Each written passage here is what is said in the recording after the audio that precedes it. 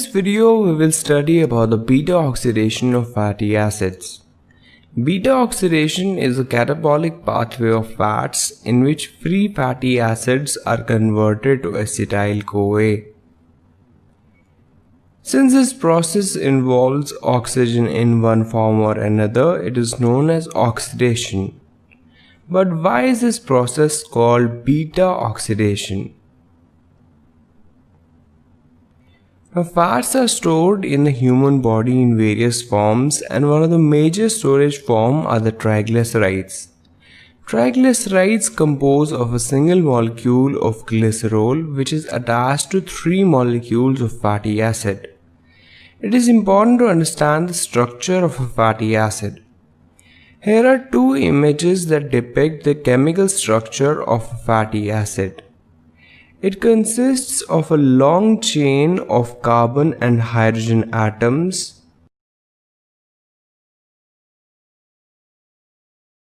which is denoted as R. This side chain is attached to the functional group, the carboxyl group, which is COOH. Now we know that the R side chain consists of single chain of carbon and hydrogen atoms.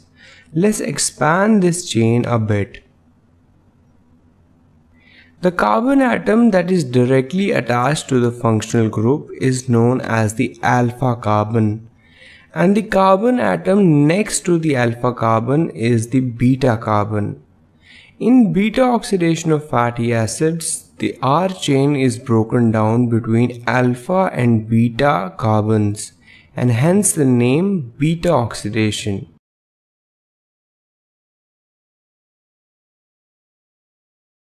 Let's have an overview about the process of beta oxidation.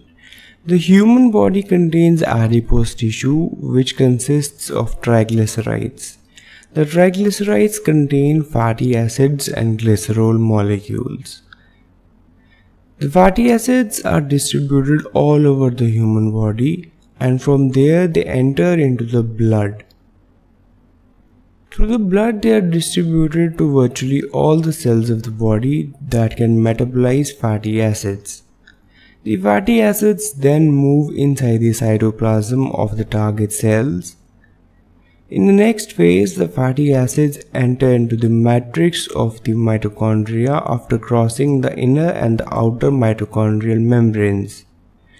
In the final phase, the fatty acids are metabolized oxidatively inside the mitochondrial matrix. So the whole process of beta oxidation can be divided into 3 phases. A. Transport of fatty acids from the adipose tissue to the target cells. B. Entry of the fatty acids into the cytoplasm and then into the mitochondria of the cells. And C. Oxidative catabolism inside the mitochondrial matrix. So let's first talk about the transport of free fatty acids from adipose tissue to the target cells. Like we just discussed, the human body contains fats which have adipose cells in them. The fats are located in main areas like abdomen, thighs, and arms. The adipose cells contains triglycerides which have glycerol in combination with 3 free fatty acids.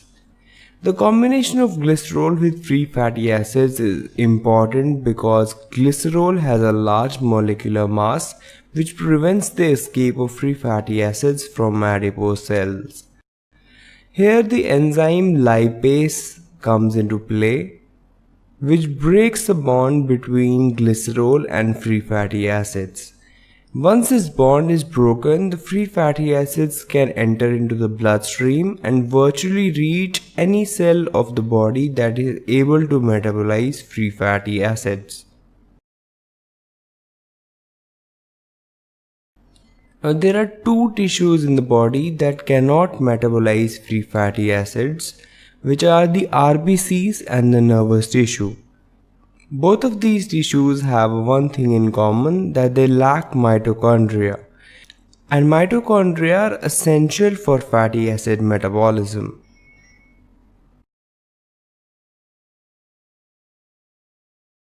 So here is a target cell that is able to metabolize free fatty acids with the help of mitochondria.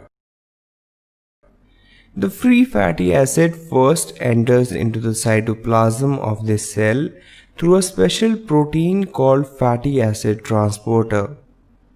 The free fatty acids have a net negative charge and they cannot cross the membranes of the cells as such, and they require special transporters to cross the membranes.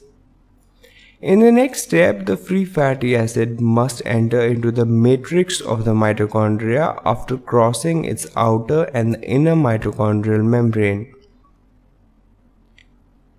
The matrix of the mitochondria is important because it contains all the enzymes that are required for the beta oxidation of fatty acids, as well as the enzymes for Krebs cycle and electron transport chain.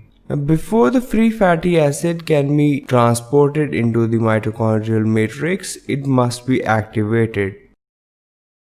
So let's talk about the next part, that is the activation and transport of free fatty acid inside the target cell mitochondria.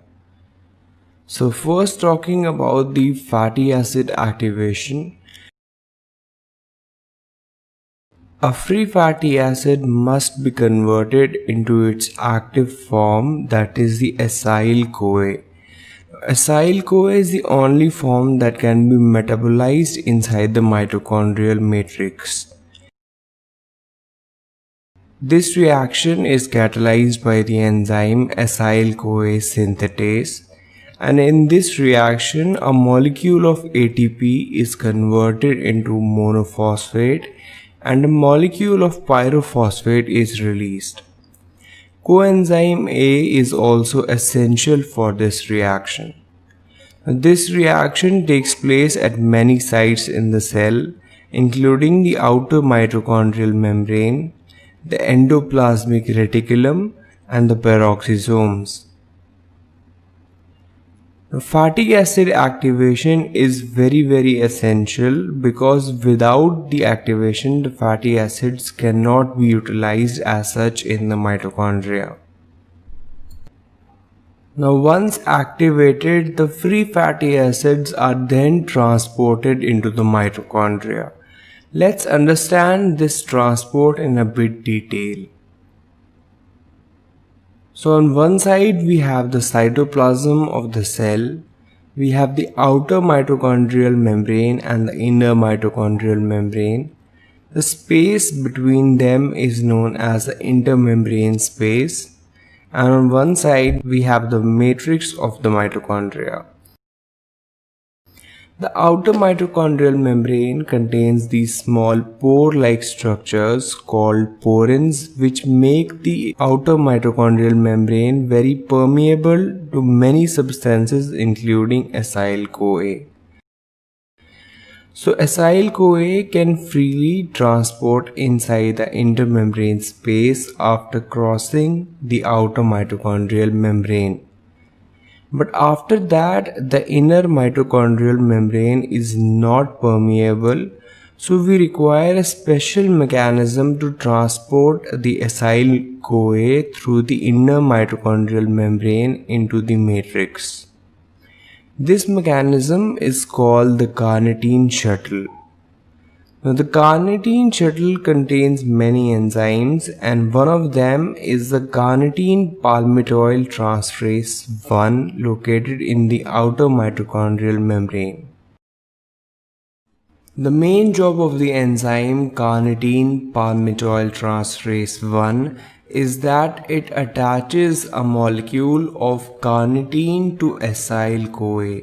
In this reaction, the coenzyme A of acyl-CoA is released back into the cytoplasm, and a molecule of acyl-carnitine is generated inside the intermembrane space.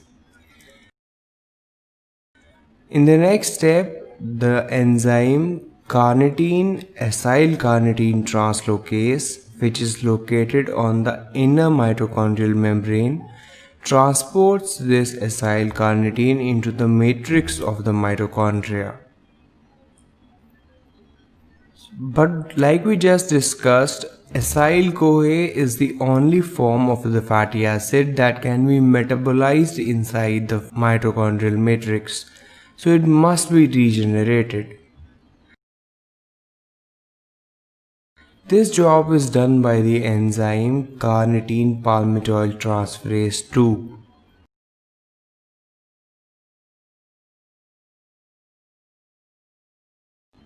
This enzyme attaches coenzyme A again to the acyl molecule and regenerates the carnitine back. The carnitine that is regenerated back is transported again into the intermembrane space that can be utilized by the carnitine palmitoyl transferase 1. You can see in this illustration that the enzyme carnitine acyl carnitine translocase transports one molecule of carnitine into the intermembrane space, and in exchange of that it transports one molecule of acyl carnitine into the matrix of the mitochondria. So this is how the free fatty acid is transported into the mitochondrial matrix. Up till now we have studied the transport of free fatty acids from adipose tissue to the target cells. We have also studied about the entry of free fatty acids into the cytoplasm and the mitochondria. In the next part of the video, we will discuss in detail about the oxidative catabolism that happens inside the mitochondrial matrix. So for a complete understanding of the beta oxidation topic,